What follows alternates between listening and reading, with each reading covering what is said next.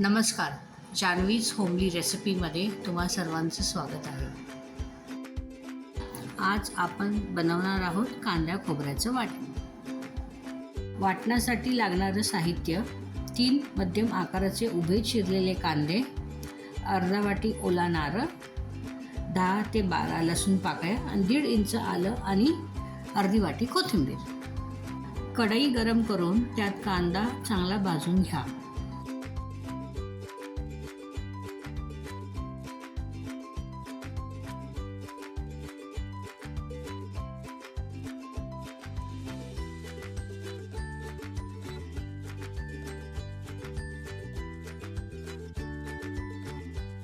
तपकिरी रंग आल्यावर त्यात थोडे तेल घाला व परत चांगले भाजून घ्या.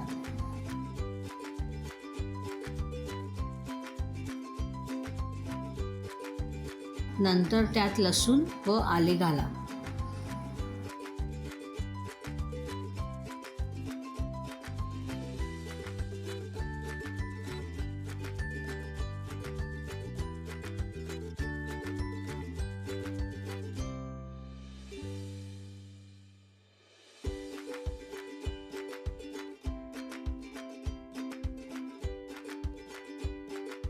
शेवटी त्यात कोथिंबीर घालून चांगले परतून घ्या.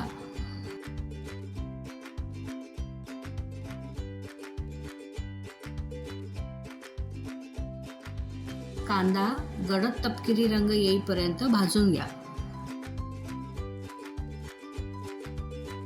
भाजलेला कांदा एका सुक्या ताटात काढून तो थंड होऊ द्या. परत कढई गरम करून त्यात खोबरे भाजून घ्या.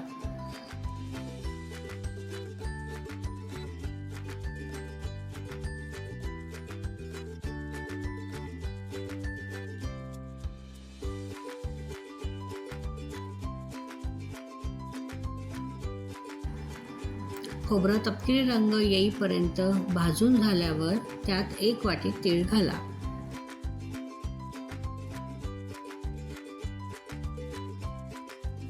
भाजलेलं खोबरं एका सुका ताटात काढून घ्या व थंड होऊ द्या.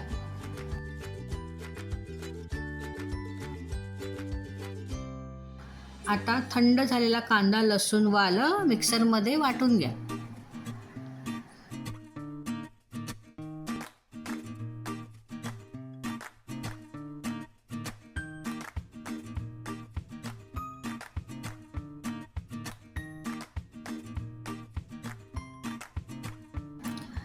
त्याचप्रमाणे भाजलेलं खोबरं व तीळ सुद्धा मिक्सरमध्ये वाटून घ्या.